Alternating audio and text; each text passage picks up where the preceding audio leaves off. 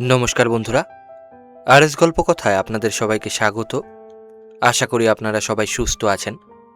বন্ধুরা, আপনারা শুনছিলেন শ্রী যোগেন্দ্রনাথ গুপ্তর লেখা একটি ভ্রমণ ও শিকার কাহিনী, নীল নদের দেশে, আজকের তৃতীয় পর্ব।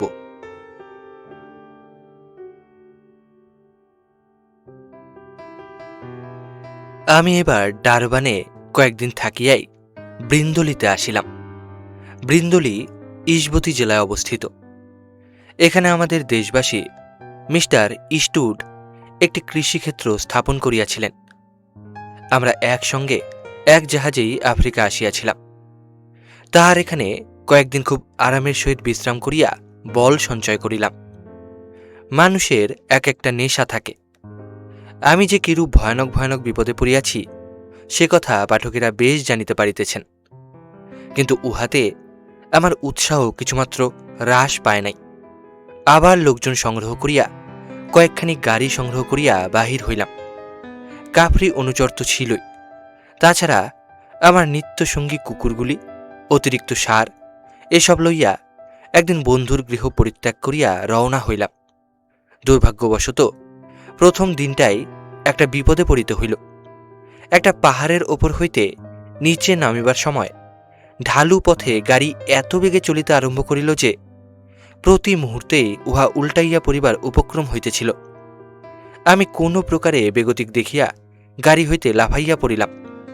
এমনই দুর্ভাগ্য যে একটা কাটা ঝোপের মধ্যে পড়িয়া গিয়াছিলাম। আমার সঙ্গের গারোয়ান প্রাণ বাঁচাইতে যাইয়া লাফাইয়া পড়িয়া তাহার মাথা ফাটাইয়া ফেলিল। সে বেচারা একটা ছোট গাছের তলায় মূর্ছিত হইয়া পড়িল। আমি নিজেও আঘাত পাইয়াছিলাম, কিন্তু তবু তাহাকে যতটা সাধ্য সাহায্য করিবার জন্য চেষ্টা করিতে লাগিলাম। রুমাল দিয়া তাহার মাথার ক্ষতস্থানে জোরে বাঁধিয়া ফেলিলাম। আমাদের পশ্চাতে যে সকল কাফরিভৃত্ত ঔষধের বাক্স ও অন্যান্য তৈজসপত্র লইয়া আসিতেছিল তাহারা তাড়াতাড়ি ছুটিয়া আসিল। আমি হতভাগ্য আহত গারোয়ানটির ক্ষতস্থান সেলাই করিয়া দিতে চাহিলাম। তাহাতে সে এমন কান্না জুড়িয়া দিল যে আমি ক্ষান্ত হইলাম। অগত্যা তাহার মাথায় একটা পটি বাঁধিয়া দিলাম। তারপর গাড়িগুলি যখন নিচে সমতল ভূমিতে যাইয়া পৌঁছিল তখন তাহার জন্য গাড়ির মধ্যে বিছানা করিয়া দিলাম, কিন্তু সে আমার সঙ্গে যাইতে রাজি হইল না। আমার দলের কাফরিরা সকলে বলিল, ওর বাবাকে ক্ষতিপূরণ স্বরূপ কয়টি গরু দিবেন বলুন। কি মুশকিল! কাফরিদের মাথায় যদি কখনো কোনো খেয়াল চাপিয়া বসে তাহা হইলে তাহা পূর্ণ না করিলে কিছুতেই ক্ষান্ত হয় না। এদিকে আবার ওই হতভাগ্য কাফরির সঙ্গে আরও দুজন লোক ছিল, তাহারাও যাইতে অস্বীকার করিল। আমি পড়িলাম মহাবিপদে। ওদিকে বেলা পড়িয়া আসিতেছে।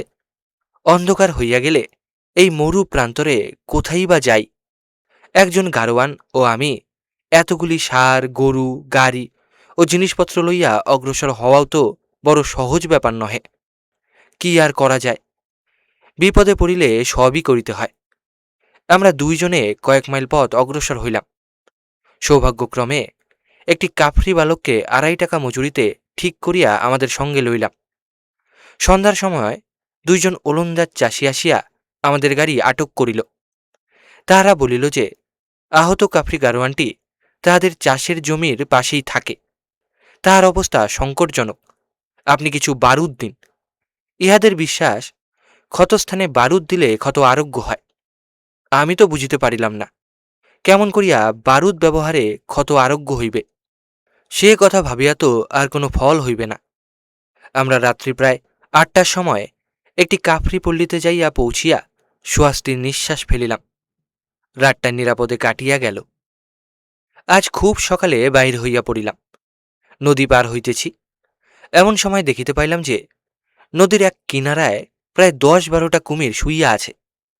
তাহারা এইরূপভাবে জড়াজড়ি করিয়া শুইয়া আছে যে ইহাদের লেজ ও মাথা ঠিক করাই কঠিন। একটা কুমির হা করিয়া পড়িয়াছিল। তাহার মুখের সেই বিরাট হা দেখিয়া আতঙ্কে শিহরিয়া উঠিয়াছিলাম। তবু এখানে একটা বড় গোছের কুমির শিকার করিতে পারিয়াছিলাম। পথ তেমন ভালো ছিল না। যতই অগ্রসর হইতে লাগিলাম, ততই ভিজা লম্বা ঘাসে ঢাকা দুর্ভেদ্য সংকীর্ণ পথের মধ্য দিয়া যাইতে হইতেছিল। আমরা পথের একপাশে একটা গণ্ডার দেখিতে পাইলাম। গণ্ডারটাকে দেখিয়া একটা ঝোপের আড়ালে থাকিয়া তাহাকে গুলি করিলাম, কিন্তু গুলিটা লাগিল না। এ সময়ে গণ্ডারটা আমাকে দেখিতে পাইয়া ছুটিয়া আসিতে লাগিল। আমি গণ্ডারটার বুকের দিকে আরেকটা গুলি করিলাম। এইবার গুলিটা লাগিবা মাত্রই সে ভীষণ শব্দ করিয়া অতি দ্রুত জঙ্গলের মধ্যে অদৃশ্য হইয়া গেল। আমি উহার পেছনে পেছনে ছুটিতে চাহিয়াছিলাম, কিন্তু কাফরি অনুচরেরা বলিল যে কাজটা নিরাপদ হইবে না। নিশ্চয়ই এই দলে আরও অনেক গণ্ডার আছে। পাহাড়ের উপর উঠিয়া দেখিলাম আরও ৫-৬টি গণ্ডার চড়িতেছে। এখন বুঝিতে পারিলাম যে কাফরিরা তাহাদের দেশের জন্তু জানোয়ারের গতিবিধি আমাদের অপেক্ষা বেশি জানে। সেন্ট লুই নদী পার হইলাম। এই নদীর কথা পূর্বেও বলিয়াছি। দক্ষিণ আফ্রিকার এই নদীটি বেশ বড়, এবং ইহার পারে যে সব জঙ্গল আছে সেখানে খুব শিকার মিলে। নদীর পারে ছোট একটি কাফরি গ্রাম। গ্রামটি ছোট হইলেও এই গ্রামের লোকদিগের অবস্থা বেশ সচ্ছল বলিয়াই বোধ হইল। আমরা এখানে তাঁবু ফেলিলাম। ৬ই অক্টোবর ১৮৫৫। আজ সারাদিন বৃষ্টি হইল। আমাদের তাঁবুর জায়গাটির নির্বাচন বেশ হইয়াছিল। এখান হইতে অতি অল্প দূরেই অনেক ইউরোপীয় চাষার কৃষিক্ষেত্র ও উপনিবেশ আছে। তারপর স্থানটি মনোরম। দূরে ওমাম্বো পর্বতশ্রেণী, পর্বতের গায়ে শ্যামল তরুশ্রেণী শোভিত উপত্যকা। এখানকার বনে জঙ্গলে এবং পর্বতে অনেক সিংহ আছে। আমি এইবার একটি ছোট তাঁবুতে ছিলাম। তাঁবুর পাশেই শাখা প্রশাখায় বিস্তৃত খুব একটা বড় গাছ ছিল। গাছের তলায় এই জন্য তাঁবু ফেলিয়াছিলাম যে যদি কোনো বিপদ ঘটে তাহা হইলে সহজেই গাছের ওপর চড়িয়া প্রাণ বাঁচাইতে পারিব। আমার তাঁবুর অল্প একটু দূরে কাফরি অনুচরেরা জিনিসপত্র লইয়া অবস্থিতি করিতেছিল। আমাদের সঙ্গে প্রচুর পরিমাণে মাংস এবং অন্যান্য খাদ্যদ্রব্যাদি ছিল। কাজেই খাদ্য সংগ্রহের চিন্তাটা বড় বেশি ছিল না। আমি গাছের শাখায় মাংস ঝুলাইয়া রাখিয়াছিলাম। এতটা উঁচুতে রাখিয়াছিলাম যে সেখানে কুকুর কিংবা অন্য কোনো জন্তু জানোয়ারের নাগাল পাওয়ার কোনো সম্ভাবনাই ছিল না। সন্ধ্যা হইবার একটু পূর্বে আমি তাঁবুর সম্মুখে ছোট একটি আরাম কেদারায় বসিয়া পাইপটা নিতেছি। এমন সময় অতি কাছে সিংহের গর্জন শুনিতে পাইলাম। বন্দুকটি লইয়া তৈয়ারি হইয়া রহিলাম। ক্রমে সন্ধ্যা হইল। চারিদিক অন্ধকারে ঢাকিয়া ফেলিল। বনের ভিতর হইতে নানা রকম কলরব আসিতে লাগিল, কিন্তু সিংহের গর্জনও শুনিলাম না, সিংহও আর আসিল না।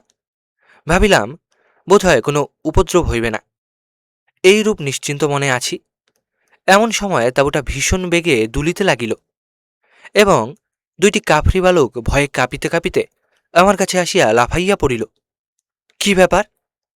তাহারা বলিল যে একটা সিংহ গাছের ডালে যে মাংস টাঙানো রহিয়াছে তাহা খাইবার জন্য লাফালাফি করিয়া চুপি চুপি চলিয়া গেল। তাই তো, আমি এতটুকু টের পাইলাম না। সিংহের এই চতুরতা প্রশংসনীয় বটে। রাত্রিতে আর কোনো উৎপাত হয় নাই। পরদিন সকালবেলায় এখানকার লোকজনের কাছে জিজ্ঞাসা করিয়া এবং চারিদিকের অবস্থা পর্যবেক্ষণ করিয়া বুঝিতে পারিলাম যে এখানে নানা জাতীয় শিকারী মিলিবে। কিন্তু আজ দিনটা একেবারেই ভালো ছিল না। সেই বাদল বৃষ্টি, সেই ঝোড়ো হাওয়া, আমাদের বিছানাপত্র সব ভিজিয়া গেল। ১০ই অক্টোবর। আজ সকালের দিকে একটা ইনিয়ালা বা এক জাতীয় কৃষ্ণসার মৃগকে গুলি করিলাম। গুলি খাইয়া হরিণটা খুবই বেগে ছুটিয়া চলিল। আমি আর তাহার নাগাল পাইলাম না। এই জাতীয় মৃগ অত্যন্ত বুনো। ইহাদের শিকার করা অতি বড় কঠিন কাজ। ফিরিবার পথে একটা কৃষ্ণসার মৃগকে গুলি করিলাম। গুলিটা পায়ে লাগায় হরিণটা কতকটা অচল হইয়া পড়িল। সেটাকে আরও কাছে যাইয়া গুলি করিব ভাবিয়া যেমন লক্ষ্য করিতেছি, এমন সময় একটা ঘন ঝোপ জঙ্গলের মধ্যে হরিণটা অদৃশ্য হইয়া গেল। আমার অনুচরেরা ভাবিয়াছিল আজ দিব্যি হরিণের মাংস জুটিবে, তাহাতে কিনা এই আশ্চর্যরূপে বাধা পড়িল।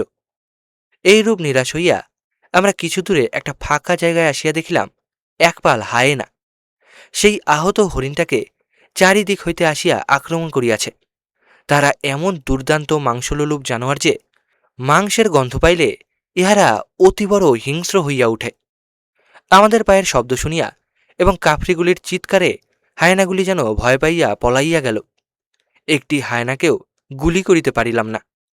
তাহাদের সঙ্গে সঙ্গে মৃতপ্রায় হরিণটাও যেন কোথায় লুকাইয়া গেল। ৩-৪ ঘণ্টা পরে আমার অনুচরেরা আসিয়া বলিল যে হরিণের কোনো চিহ্নই সেখানে নাই। হায়নারা টুকরা টুকরা করিয়া হতভাগ্য হরিণটাকে খাইয়া নিঃশেষ করিয়াছে। হায়নার ন্যায় মাংসলোলুপ জন্তু বড় কম। সেখান হইতে পাহাড়ের দিকে, যেখানটা ঢালু ও সমতল, সেদিকে শিকার সন্ধানে চলিলাম। সঙ্গে চলিল ২-৩ জন কাফরি আর আমার কুকুর রাগমন।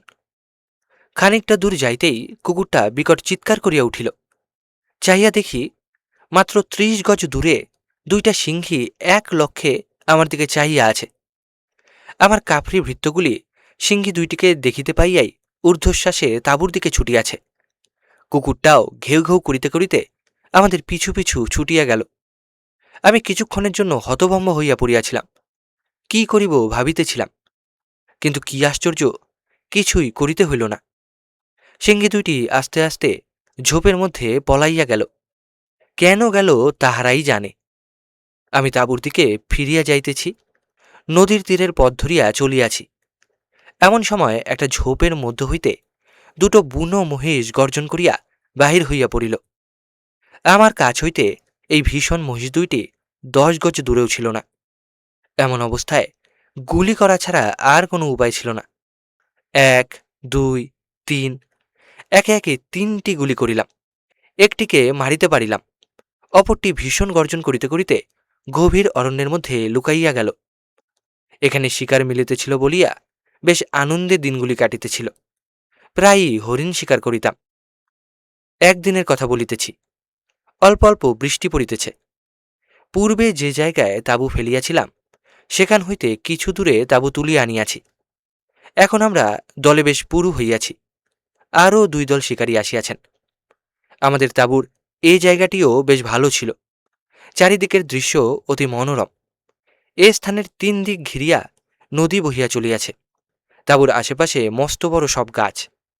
পেছনেই তেগুয়ান নামে একটি পাহাড়। আমি এই পাহাড়ের সেই শ্যাম সুন্দর চূড়ার ওপর উঠিয়াছিলাম। পাহাড়ের ওপর বিস্তৃত সমতল ভূমি, সর্বত্র নরকঙ্কাল এবং নরমুণ্ড সব পড়িয়া রহিয়াছে। এ যেন এক ভীষণ শ্মশান।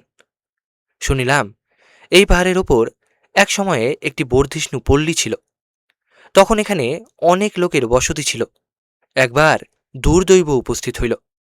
কোনো কারণে এ গ্রামের সর্দারের সহিত পাশের গ্রামের এক সর্দারের হইল কলহ। সেই সর্দারের নাম ছিল চারকা। একদিন রাত্রিকালে চারকা সর্দারের হাজার হাজার লোক আসিয়া এই গ্রামের নিদ্রিত ও অপ্রস্তুত লোকদের মারিয়া ফেলিল। স্ত্রী পুরুষ বালক বালিকা কেহই রক্ষা পাইল না। সেদিন হইতেই এই সুন্দর পর্বতের উপরিভাগ জনশূন্য হইয়াছে। এখন এখানে বেবুন এরা বাসা বাঁধিয়াছে। তাহারা কিচিমিচি করিয়া মহা আনন্দে চারিদিকে দৌড়াদৌড়ি করিতেছে। নির্জনেই পর্বত পল্লী। আমি একটি নরমুণ্ড হাতে করিয়া নাড়াচাড়া করিতে লাগিলাম। মনে পড়িল বাল্যকালের কবিতাটি, the battle of Blenheim. It was a summer evening. Old Kaspar's work was done, and he, before his cottage door, was sitting in the sun, and by him sported on the green his little grandchild, Wilhelmine. She saw her brother Peterkin roll something large and round, which he beside the rivulet, in playing there, had found.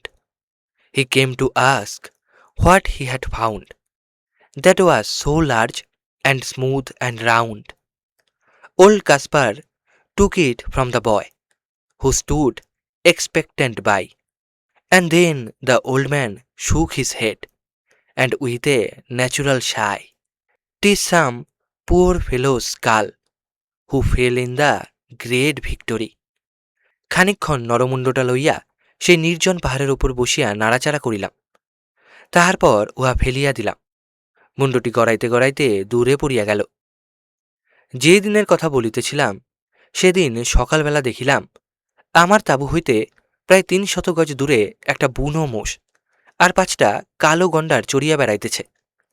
আমরা তাহাদিগকে গুলি করিলাম না, তাহাদিগকে মারিবার তেমন প্রয়োজনও ছিল না, কেননা আমাদের তাঁবুতে মাংসের কোনো অভাব ছিল না।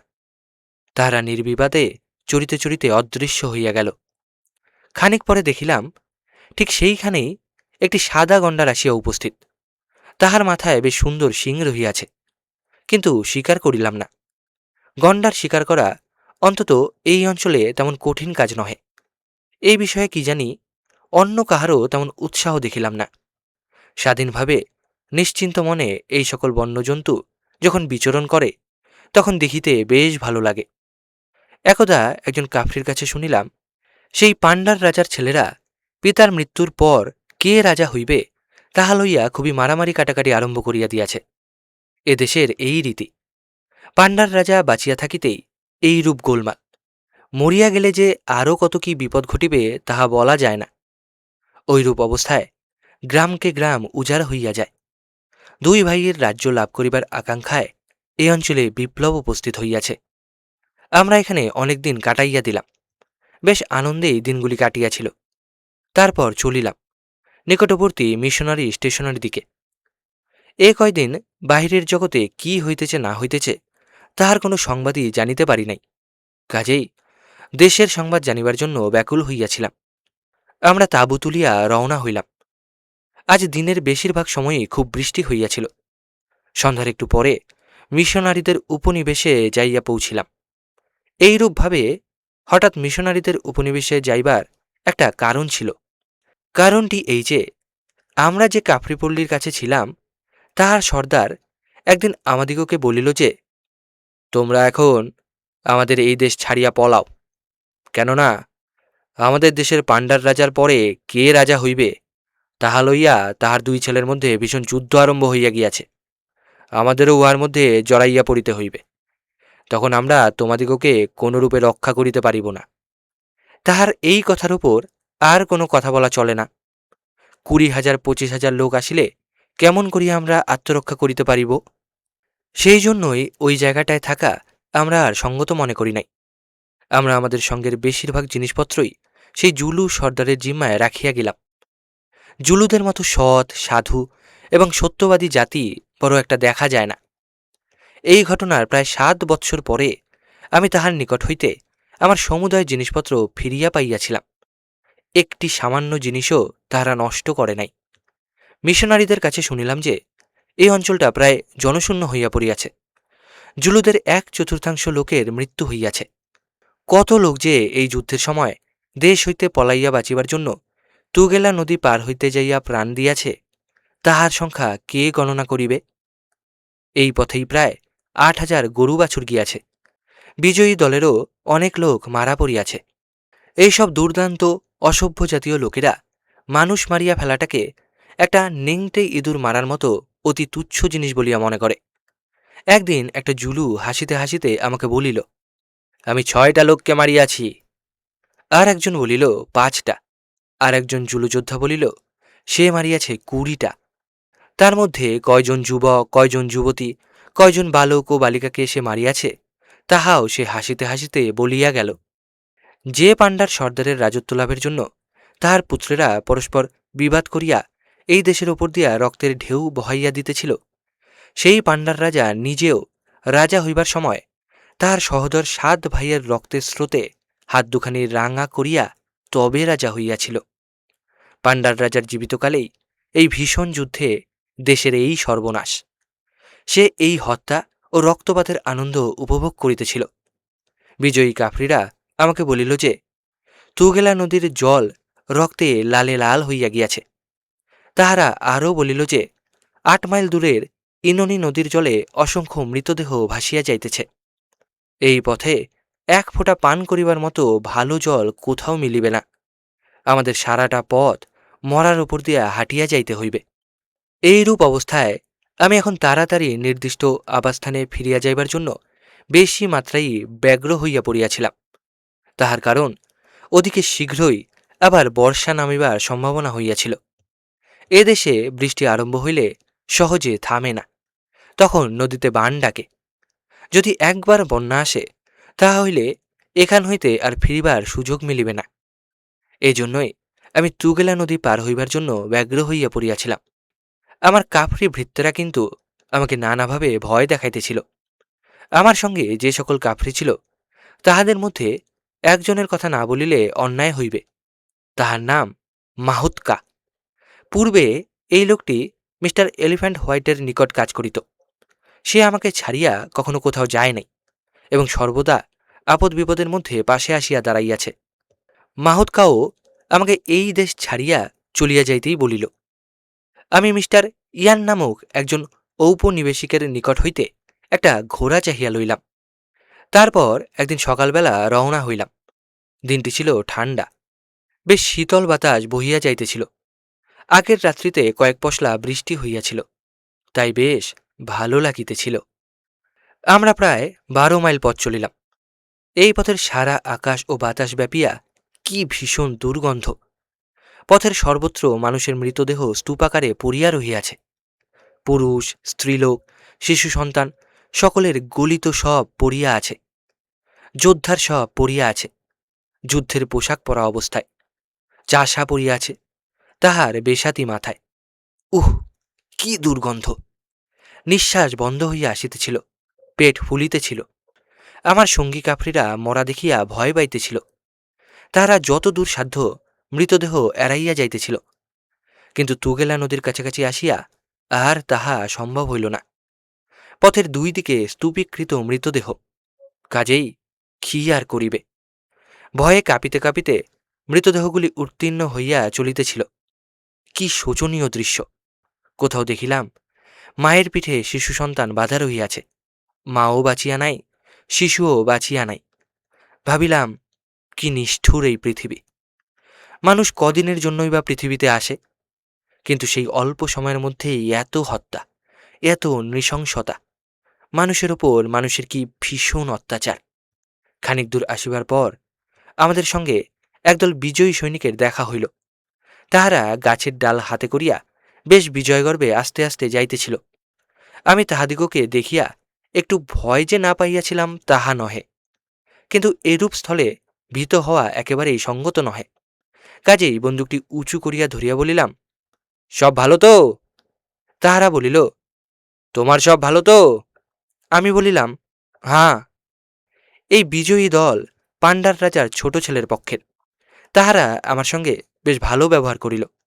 কহিল, আমি যখন কোনো দলে যোগ দেই নাই, কাজেই আমার যেখানে ইচ্ছা যাইতে পারি, কেহ কোনো বাধা দিবে না। তাহারা আরও বলিল যে, আমরা সাদা লোকদের যে সকল গরু বাছুর আনিয়াছি, সেগুলি পরে ফেরত দিব। নদীর পারে আসিয়া দেখিলাম প্রায় 150 জন লোক নদী পার হইবার জন্য পারে বসিয়া আছে। নদী কূলে কূলে পরিপূর্ণ। অনেক কষ্টে একখানা নৌকা সংগ্রহ করিয়া নদী পার হইলাম এবং নিরাপদে নির্দিষ্ট বাসস্থানে আসিলাম। আমি এখানে বন্যমহিষ শিকারের 2-1টি গল্প বলিয়াই আমার এই অধ্যায় শেষ করিব। একদিন সন্ধ্যাবেলা, তখন তুগেলা নদীর পারে তাঁবু ফেলিয়াছি। সারাদিন শিকার করিতেই কাটিয়া গিয়াছে, ফলে তেমন কিছুই শিকার হয় নাই। আমি আমার ঘোড়াটাকে চরিবার জন্য ছাড়িয়া দিয়া নিজেও অন্যমনস্কভাবে নদীর পারে বেড়াইতেছি। এমন সময় দেখিতে পাইলাম নদীর পাড়ের নিচে জলকাদায় মস্ত বড় একটা জানোয়ার। আমি মনে করিলাম বোধহয় একটা গন্ডার হইবে, কিন্তু একটু পরেই বুঝিতে পারিলাম একটা বুনো মহিষ।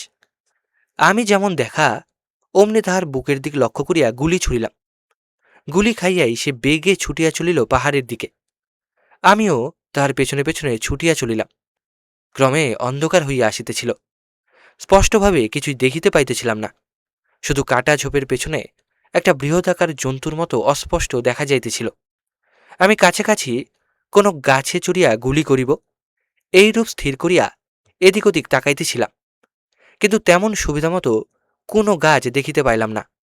তারপর ভাবিলাম, ঘোড়াটার উপরে উঠিয়া মহিষটার অনুসরণ করিব।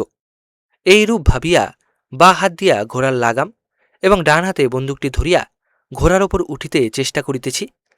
এমন সময় মহিষটা সেই ঝোপের ভিতর হইতে সম্পূর্ণ আকস্মিকভাবে এমন জোরে লাফ দিয়া পড়িল যে ঘোড়াটা ভরকাইয়া পড়িয়া গেল। আমিও মাটিতে পড়িয়া গেলাম। বা হাতটা ঘোড়ার লাগামের সহিত জড়াইয়া গেল। ডান হাতটা হইতে বন্দুকটা ছিটকাইয়া পড়িয়াছিল, আর আমি ঘোড়ার পেটের নিচটায় তাহার পায়ের ভিতর দিয়া গড়াইয়া পড়িয়াছিলাম। কি ভয়ানক অবস্থা! এত অল্প সময়ের মধ্যে এইরূপ একটা বিপজ্জনক ঘটনা ঘটিয়া গেল যে আমি একেবারে বুদ্ধি হারাইয়া ফেলিয়াছিলাম। আমি এই মহিষটাকে মাত্র একটা গুলি করিয়াছিলাম সেই সন্ধ্যাবেলা। পরের দিন সকালবেলা নদীর দিকে বেড়াইতে যাইয়া দেখি সেই মহিষটা মৃত অবস্থায় পড়িয়া আছে। আমার গুলিটা তার বুকের মধ্য দিয়া গিয়াছিল। আশ্চর্য বটে! এইরূপ শিকারে আমার খুবই আনন্দ হইয়াছিল। এই গেল একদিনকার ঘটনা। আর একদিন পোনগোলার একটি কথা বলিতেছি। তাঁবু হইতে দেখিতে পাইলাম যে খোলা মাঠের মধ্যে একপাল মহিষ চরিতেছে। আমার কাফরি অনুচরেরা আমি এই মহিষের দলের কাছে যাইয়া শিকার করি সেই ইচ্ছাটা প্রকাশ করিল। আমি তাহাদিগকে সঙ্গে লইয়া খোলা মাঠের মধ্যে মহিষের পালের কাছাকাছি চলিলাম। সঙ্গে 2টি বন্দুক লইয়াছিলাম। 2টি বন্দুকই গুলি ভরা ছিল, কিন্তু কোথা হইতে গুলি করিব? 3 ফিট উঁচু ও 4 ফিট বের এইরূপ একটা ঝোপের ভিতরে বন্দুক স্থির করিয়া বসিয়া রহিলাম। এদিকে আমার লোকজনেরা হল্লা করায় সেই মহিষের পাল বেগে আমার দিকে ছুটিয়া আসিতেছিল। সেই পালে কমপক্ষেও 25-30টা বুনো মহিষ ছিল। আমি মহা বিপদে পড়িয়া গেলাম যখন তাহারা একেবারে ঝোপের কাছে আসিয়া পড়িয়াছে। যদি আমি আর এক মুহূর্ত ওখানে বসিয়া থাকি, তাহা হইলে মহিষেরা আমাকে পিষিয়া মারিয়া ফেলিবে। এমন সময় আমি একটা বিকট চিৎকার করিয়া বন্দুক হাতে করিয়া 3-4 হাত উচ্চে লাফাইয়া উঠিলাম। আমার এইরূপ অদ্ভুত ভাবভঙ্গি ও চিৎকারে মহিষগুলি চমকিয়া উঠিয়া খানিকটা নিশ্চল হইয়া দাঁড়াইয়া রহিল। এই সুযোগে অমনি একটি বেশ হৃষ্টপুষ্ট মহিষকে লক্ষ্য করিয়া গুলি করিলাম। মহিষের পাল গুলির শব্দে বিকট চিৎকার করিতে করিতে ধুলা উড়াইয়া চারিদিক অন্ধকার করিয়া পাহাড়ের দিকে ছুটিতে লাগিল। আমি গুলির পর গুলি ছুড়িতে লাগিলাম। প্রায় আধ ঘণ্টা পরে দেখিলাম মাত্র একটা মহিষ মারা পড়িয়াছে।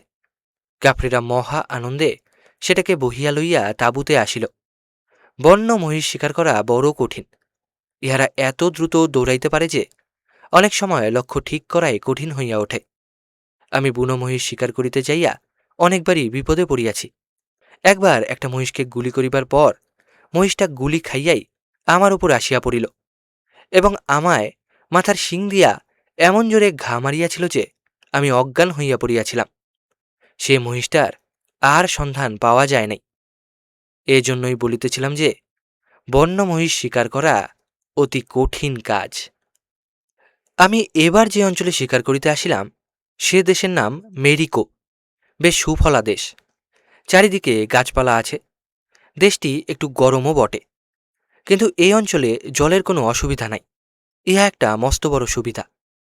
এখানে 2-3টি ছোট ছোট নদী আছে, কিন্তু ঝর্ণা সে অনেক। এমন সুন্দর দেশে বাস করিতে ইচ্ছা করে।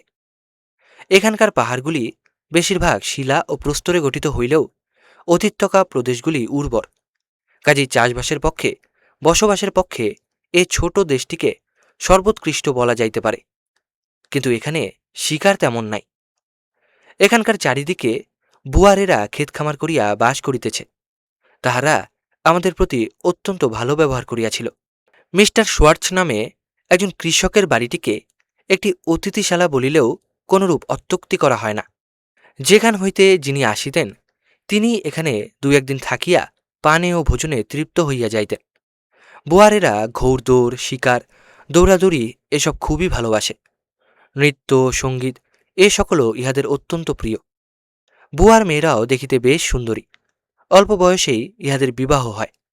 ইহারা প্রায় সকলেই দীর্ঘজীবী হইয়া থাকে। প্রত্যেকের পরিবারই বেশ বড় এবং তাহারা অবস্থাপন্ন বলিয়া কোনো দুঃখ দারিদ্র্যের ক্লেশ বড় একটা অনুভব করে না। তবে কি গরিব নাই? আছে বই কি। তাহাদের কিন্তু দিন দরিদ্র এমন সংজ্ঞার মধ্যে কোনরূপেই টানিয়া আনা যায় না। যাহারা গরিব তাহারাও খাটিয়া খায়।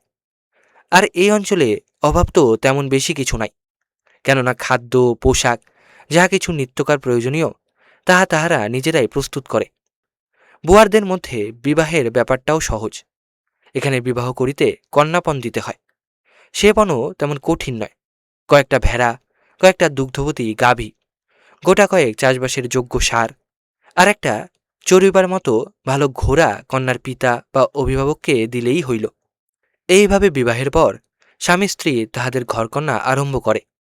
স্বামী স্ত্রী দুইজনেই চাষের কাজে, পশুপালনে, বাগান প্রস্তুত করিবার কাজে লাগিয়া যায়। কাজেই তাহাদের জীবনে অভাব অভিযোগের বেদনা ও হাহাকার বড় আসে না। তারপর মুক্ত আকাশ, মুক্ত বাতাস, বিস্তৃত ভূমিখণ্ড, প্রচুর খাদ্য, এসব কারণে এখানকার বুয়ারেরা বেশ সুখেই আছে বলিয়া মনে হইল। আমি তো যে কদিন ছিলাম ইহাদের সহিত মিলিয়া মিশিয়া অপূর্ব আনন্দের মধ্য দিয়াই কাটাইয়া দিয়াছি। আর বুয়ার কি পুরুষ ও নারী সকলেই সুস্থ ও সবল। আমি এখান হইতে চলিলাম। মিস্টার এডওয়ার্ড নামক আমার একজন পরিচিত কৃষকের বাড়ি। এইবার সঙ্গে লইয়াছিলাম 3টা গরুর গাড়ি, 9টা ঘোড়া, 42টা ষাঁড়। যখন এই সুন্দর বুয়ারদের উপনিবেশটি ছাড়িয়া চলিলাম, তখন তাহারা বন্দুক ছুড়িয়া হল্লা করিয়া আমায় বিদায় দিয়াছিল এবং এই পথে যাহাতে ফিরিয়া আসি সেজন্য বারবার অনুরোধ জানাইয়াছিল। হায় রে মানুষের মন! সব দেশের সব লোকেরই সমান। সেই দয়া, সেই স্নেহ, সেই ভালোবাসা সর্বত্র সমানভাবে মানুষের মনের মধ্যে বাসা বাঁধিয়া থাকে। আমি যে পথ ধরিয়া মিস্টার এডওয়ার্ডের বাড়ির দিকে চলিলাম, সেই পথের শোভা পরম রমণীয়। দুই দিকে সবুজ সুন্দর তরুশ্রেণী, উর্বর তৃণমণ্ডিত শ্যামল উপত্যকা ভূমি। মিস্টার এডওয়ার্ডের কৃষিক্ষেত্রটি খুবই বড়। তাহার বাসবাড়ি একসময় অনেক সুন্দর সুন্দর প্রাসাদের মতো অট্টালিকা দ্বারা শোভিত ছিল, কিন্তু এখন তার অনেকটা চলিয়াছে ধ্বংসের দিকে। পূর্বে যেখানে গির্জাঘর ছিল, এখন সেই ঘরটি কাফরি চাষারা দখল করিয়া বসিয়াছে। আমি যাইয়া দেখিলাম ঘরের ভিতর 10-12 জন কাফরি পরম আরামে সেই বেলা দ্বীপ্রহরেও কুকুরের মতো কুণ্ডুলি পাকাইয়া ঘুমাইয়া পড়িয়াছে। এ সময়ে এখানে মিস্টার ক্লেনবি গর্ডন নামে আর একজন শিকারীও আসিয়াছিলেন। মিস্টার এডওয়ার্ড এখন আর এখানে থাকেন না। তিনি এখান হইতে 20-25 মাইল দূরে একটা নূতন কৃষিক্ষেত্র লইয়া তাহার উন্নতির জন্য উঠিয়া পড়িয়া লাগিয়াছেন। সপ্তাহে 2-1 দিন এখানে আসেন। সে সময়ে তিনি যে বাড়িতে থাকেন সে বাড়িটি ছোট হইলেও বেশ সুরক্ষিত। তাহার এখানকার ক্ষেত খামারের কাজ দেখে একজন কাফরি ভৃত্য। সে মিস্টার এডওয়ার্ডের কাছে অনেক দিন হইতেই আছে। লোকটি বিশ্বাসী ও পরিশ্রমী। সে আমাদের বেশ যত্ন করিয়া থাকিবার ও খাইবার সব সুব্যবস্থা করিয়া দিল। আমি শুনিয়াছিলাম যে এখানে খুব জিরাফ শিকার মেলে, সেই জন্যই এই অঞ্চলে আসা। একটু বিশ্রাম করিয়া 1 পেয়ালা কাফি ও কিছু বিস্কুট খাইয়া জিরাফের খোঁজে বাহির হইলাম। আমার কুকুর 3-4টাও সঙ্গে সঙ্গেই চলিল। আমি যে ঘোড়াটায় চড়িয়াছিলাম এইটির নাম ব্রিয়ান। ব্রিয়ান বেশ ভালো ঘোড়া। যে কোনো শিকারের কাছেই সে পড়ুক না কেন, সহজে সে ভরকাইয়া যায় না। পথে যাইতে যাইতে 6 জন কাফরি চাষার সঙ্গে দেখা হইল। তাহাদিগকে জিরাফ কোথাও দেখিয়াছে কিনা একথা জিজ্ঞাসা করায় মহা উৎসাহের সহিত বলিল যে তারা একটু দূরেই একপাল জিরাফ চড়িতে দেখিয়াছে। কাটা বনের ভিতর দিয়া শিলাকীর্ণ পথের মধ্য দিয়া একবার উঁচুতে উঠিয়া একবার নিচুতে নামিয়া এইরূপ ওঠানামা করিতে করিতে অবশেষে একটি বিস্তৃত প্রান্তরের মধ্যে আসিয়া পড়িলাম। আমাদের কাছ হইতে প্রায় 500 গজ দূরেই 8টি জিরাফ চড়িতেছিল। আমরা বরাবর তাহাদের দিকে না যাইয়া এদিকে ওদিকে ঘোরাফেরা করিয়া অবশেষে জিরাফগুলির কাছ হইতে প্রায় 20 গজ দূরে আসিলাম। বেচারা ব্রিয়ান হাতি দেখিয়া, সিংহ দেখিয়া, গন্ডার, মহিষ প্রভৃতি দেখিয়া কখনো ভরকায় নাই, কিন্তু এই অদ্ভুত আকারের সুবৃহৎ জানোয়ারগুলিকে দেখিয়া তাহাদের দীর্ঘ গলা দেখিয়া ভরকাইয়া গেল। আমি লাগামটা জোরে টানিয়া ধরিয়া ব্রিয়ানের পিঠে কয়েক ঘা চাবুক বসাইয়া দিয়া তাহাকে বাগে আনিলাম। আমার সঙ্গীরাও ঘোড়ায় চড়িয়াই আসিয়াছিলেন। কি জানি কেন তাহাদের ঘোড়াগুলি জিরাফ দেখিয়া ভরকায় নাই। ব্রিয়ানও এইবার আর ভরকাইল না। আমি এইবার জিরাফগুলির দিকে বেগে ছুটিয়া চলিলাম। কাছে আসিবার সঙ্গে সঙ্গেই কয়েকটা জিরাফ দৌড়াইয়া পলাইল। একটা জিরাফ অতি কাছে ছিল। আমি তাহার মাথায় গুলি করিলাম। গুলি খাইয়া জিরাফটা আমার মাথার উপর দিয়াই একটা প্রকাণ্ড লাফ দিয়া খুব বেগে দৌড়াইতে লাগিল। আমি তাহার পেছনে ছুটিতে লাগিলাম। মনে হয় জিরাফটার পেছনে প্রায় 2 মাইল পর্যন্ত ছুটিয়াছিলাম, কিন্তু তাহার নাগাল পাইলাম না। জিরাফটা তাহার পা দিয়া ঢিল পাটকেল সব এত জোরে ছুড়িয়া মারিতেছিল যে আমি আত্মরক্ষাই করিব না তাহাকে গুলি করিব তাহাই ঠিক করিয়া উঠিতে পারিতেছিলাম না। আমার সঙ্গে মিস্টার সোয়ার্টজ একটি স্ত্রী জিরাফ শিকার করিতে পারিয়াছিলেন। অন্য আর সকলে আমারই মতো ব্যর্থকাম হইয়াছিলেন। জিরাফের পেছনে ছুটিতে যাইয়া আমার টুপিটি কোথায় যে পড়িয়া গিয়াছিল তাহা আর পাইলাম না। এই জন্য কাপড়িদের কিছু পুঁতি উপহার দিবার লোভ দেখাইয়া খুঁজিতে পাঠাইয়াছিলাম। তাহারা নানা দিকে খুঁজিয়া শেষটায় আমার টুপিটি উদ্ধার করিয়া আনিয়া দিতে পারিয়াছিল। পরের দিন কোথাও আর শিকারে গেলাম না। 21শে সেপ্টেম্বর 1857 খ্রিস্টাব্দ। আজ কোলোবেং নামক একটি কাফরি পল্লীতে আসিলাম। আমরা এখানে প্রসিদ্ধ পর্যটক ডাক্তার লিভিংস্টনের বাড়ির ধ্বংসচিহ্ন দেখিলাম। বুয়ারেরা এখন সে জমিতে চাষ করিতেছে। ডাক্তার লিভিংস্টোন এই গ্রামে কয়েক মাস বাস করিয়াছিলেন। শুনিলাম এখান হইতে একটু দূরের গ্রামে জিরাফ শিকার করিবার সুযোগ পাওয়া যাইবে। আমরা সেই কথা শুনিয়া সেই দিকে রওনা হইলাম। একটা মাঠের মধ্যে কয়েকজন কাপড়ি স্ত্রীলোক কাজ করিতেছিল। তাহাদের কাছে কাপংয়ের পথ এবং সেখানকার সর্দারের কথা যেমন জিজ্ঞাসা করিলাম, অমনি তাহারা সব জিনিসপত্র ফেলিয়া গ্রামের দিকে ছুটিয়া পলাইল। মনে হইল এই গ্রাম্য রমণীরা পূর্বে আর কখনো শ্বেতাঙ্গ দেখে নাই। আমরা যখন গ্রামের কাছে আসিয়া পৌঁছিয়াছি তখন বেশ সভ্য গোছের পোশাক পরা একজন কাফরি আসিয়া উপস্থিত হইয়া বলিল, তোমরা এখনই আমার গা ছাড়িয়া চলিয়া যাও। তোমরা এখানে শিকার করিতে পারিবে না। তোমাদের কি উচিত ছিল না আমার গায়ে আসিবার পূর্বে আমাকে খবর জানানো?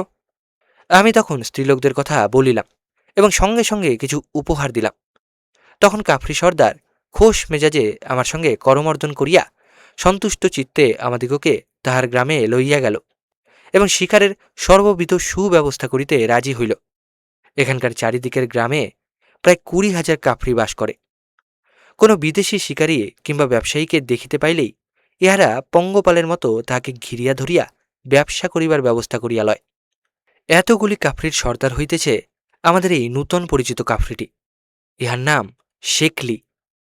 সে নিজে একটি টিলার ওপর স্বতন্ত্রভাবে থাকে, আর সেই টিলার নিচে চারিদিক ঘিরিয়া একটি মস্ত গ্রাম। আমরা আজ দিনটা তাঁবুতেই কাটাইলাম। দারুণ গ্রীষ্ম। এখানকার কাফরিরা অস্ট্রিচ বা উট পাখির পালক ও ডিম বেচিতে আসিয়াছিল। পালক ও ডিমগুলি মোটেই ভালো ছিল না, কিন্তু তাহারা বিনিময়ে চাইতেছিল বন্দুক, বারুদ এইসব। কাজেই আমরা কিছুই লইতে পারিলাম না। সেদিন বেলা পড়িয়া আসিলে কয়েকজন কাফরিকে সঙ্গে লইয়া আবার জিরাফ শিকারে বাহির হইলাম।